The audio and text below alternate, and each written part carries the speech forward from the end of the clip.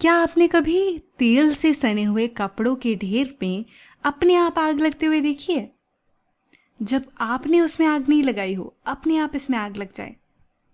या फिर आपने आसमान में पटाखों को फटते हुए ज़रूर देखा होगा, जैसे दिवाली पर होता है या फिर जब इंडिया क्रिकेट जीत जाती है तब। तो ये जो दोनों बातें मैंने आपको बताई ना, ये दहन के अलग अलग उदाहरण हैं। और दहन क्या होता है? दहन वो प्रक्रिया है जहाँ पर दहनशील पदार्थ ऊष्मा और ऑक्सीजन के साथ में प्रतिक्रिया करते हैं और उससे आग लग जाती है और ज़्यादा ऊष्मा और प्रकाश उत्पन्न होता है।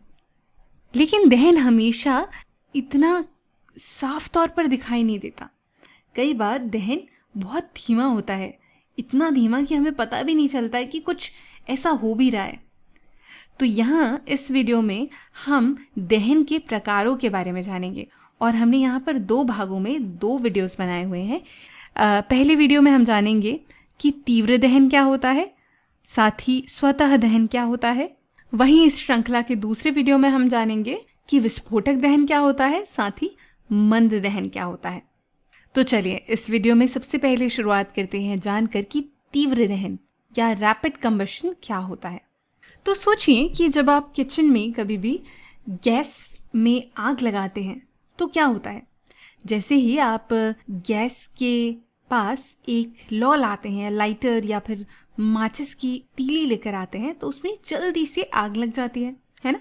इसी को तीव्र दहन कहा जाता है क्योंकि ये तुरंत या अचानक होता है। तो ऐसे पदार्थ जिसमें जल्दी से आग लग जाती है या दहन की प्रक्रिया बहुत तेज होती है, वहाँ जो ये दहन हो रहा है उसको हम कहते हैं तीव्र दहन। और इसमें जो पदार्थ होते हैं वो होते हैं पेट्रोल, एलपीजी, डीजल, मिट्टी का तेल आदि। ये सभी ऐसे पदार्थ हैं जो बहुत जल्दी आग पकड़ लेते हैं और आग पकड़ने के बाद में बहुत अधिक मात्रा में ऊष्मा और प्रकाश देते हैं। आपको क्या लगता है कि ये जो पदार्थ हैं वो इतनी जल्दी आग क्यों पकड़ लेते हैं? तो पिछले वीडियो में हमने बात की थी ज्वलन ताप के बारे में। ज्वलन ताप यानी कि इग्निशन टेम्परेचर। इन वस्तुओं का ज्वलन ताप कम होता है और इसीलिए एक बार आग लगने के बाद ऊष्मा तेजी से स्थानांतरित होती है और उसकी वजह से पूरे ईंधन का तापमान बढ़ जाता है, जिसके कारण दहन की ये जो प्रक्रिया है वो बहुत ही तेजी से होती है। इसका उदाहरण देखते हैं। ये जो कपड़ा है ये पेट्रोल में भीगा हुआ है। अगर हम इसके पास एक माचिस की तीली लेकर जाते हैं जला करके, तो ये जल्दी से जल जाएगा क्योंकि पेट्रोल का ज्वलन ताप बहुत कम होता है। अब अगर मान लीजिए हम वही कपड़ा लेते हैं लेकिन यहाँ पर पेट्रोल नहीं है, यानी कि एक आम सा कपड़ा है, इसे हमने पेट्रोल में भिगोया नहीं है, और इसके पास अगर हम वही माचिस की तीली लेकर आएंगे तो ये कपड़ा आसानी से नहीं जलता, मतलब उतनी तेज़ी से नहीं जलता जितनी तेज़ी से पेट्रोल में भीगा हुआ कपड़ा जल रहा था। इसमें थोड़ा सा समय लगेगा, है ना। तो यहाँ पर हम समझते हैं कि पेट्रोल, डीजल, एलपीजी, मिट्टी का तेल ऐसी वस्तुएं जिनमें ज्वलन ताप कम होता है, जब हम उसको जलाने की कोशिश करते हैं तो बहुत तेज़ी से आग लगती है और बहुत जल्दी वो पूरे ईंधन में फैलती है और इसी को तीव्र दहन कहा जाता है। अगला जो प्रकार है वो है स्वतः दहन। यहाँ पर स्क्रीन पर आपको जो दिखाई दे रहा है वो सफ़ेद फास्फोरस है। यदि आप इस सफ़ेद फास्फोरस को हवा में खुला छोड़ दें तो ये अपने आप आग पकड़ लेता है। बड़ी जादुई सी बात है ना। लेकिन इसमें जादू जैसा कुछ नहीं है, सब विज्ञान है। यहाँ पर जब इसे हम खुली हवा में छोड़ते हैं तो हमें कोई माचिस या लाइटर की आवश्यकता नहीं होती, हमें कोई ऊष्मा नहीं देनी होती, अपने आप ही ये आग पकड़ लेता है। अब आप कहेंगे कि हमने तो जाना था कि भाई दहन प्रक्रिया में हमें ऊष्मा की तो आवश्यकता होती है, तो क्या इसे जलाने के लिए ऊष्मा की ज़रूरत नहीं है? बिल्कुल नहीं। अगर दहन हो रहा है तो हमें ऊष्मा, ऑक्सीजन और ईंधन तीनों की ज़रूरत होती है, उसके बिना दहन नहीं हो सकता। इसका मतलब ये है कि यहाँ ऊष्मा तो मिल रही है, लेकिन कैसे मिल रही है?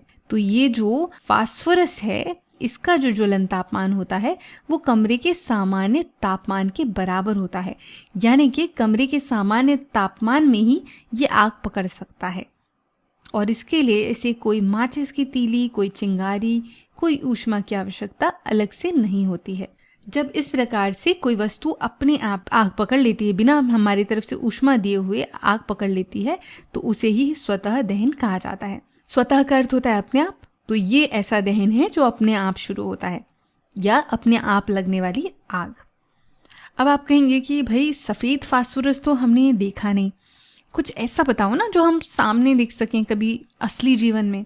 तो इसका सबसे आम उदाहरण हो सकता है तेल से सना हुआ कपड़ा। तेल से सने कपड़े से हमारा मतलब है कोई भी कपड़ा जिसे तेल, पेंट, थिनर, पेट्रोल, कुछ भी तेल पोंछने के लिए इस्तेमाल किया गया हो। तो ये जो कपड़ा है ये भी अपने आप आग पकड़ सकता है बिना किसी माचिस, बिना किसी चिंगारी के। अब आप पूछेंगे कि भाई यहाँ भी ऊष्मा की आवश्यकता नहीं है क्या, यहाँ पर कैसे आग लग जा रही है बिना कोई ऊष्मा अलग से दिए हुए? तो बिल्कुल नहीं, यहाँ भी दहन हो रहा है, और दहन हो रहा है तो ऊष्मा की आवश्यकता तो होगी ही होगी। अब जानना ये है कि ये ऊष्मा आ कहाँ से रही है। तो जब हवा में जो ऑक्सीजन है वो तेल के साथ प्रतिक्रिया करती है तो इस रासायनिक प्रतिक्रिया से ऊष्मा निकलती है, और ये ऊष्मा इस कार्डबोर्ड के बॉक्स में ठहर जाती है, रुक जाती है। ये ऊष्मा जब बाहर नहीं निकल पाती और समय के साथ बढ़ती चली जाती है तो धीरे धीरे करके ये तेल अपने ज्वलन ताप तक पहुंच जाता है, और जैसे ही ये ज्वलन ताप तक पहुंचता है अपने आप इसमें आग लग जाती है। तो इसलिए हम आपको बताना चाहेंगे कि इस तरह के जो कपड़े होते हैं जो तेल में भीगे होते हैं उनको आपको इस तरह किसी कार्डबोर्ड में या बाहर नहीं छोड़ना चाहिए। इसको अच्छे से किसी हवादार डब्बे में या किसी धातु के डब्बे में रखना चाहिए ताकि ये अपने आप आग ना पकड़ ले। तो इस वीडियो में हमने जाना कि तीव्र दहन और स्वतः दहन क्या होता है। तीव्र दहन जहां पर आग तुरंत लग जाती है, जैसे गैस या पेट्रोल का आग पकड़ना, ये अचानक होता है और बहुत तेजी से होता है। और दूसरा प्रकार हमने जाना स्वतः दहन, जहां पर वस्तुओं में अपने आप आग लग जाती है, हमें अलग से कोई ऊष्मा या कोई चिंगारी नहीं देनी पड़ती। तो इस वीडियो में हमने तीव्र दहन और स्वतः दहन के बारे में जाना। अब इसी वीडियो का जो अगला भाग होगा, भाग 2, उसमें हम जानेंगे कि मंद दहन और विस्फोटक दहन क्या होता है।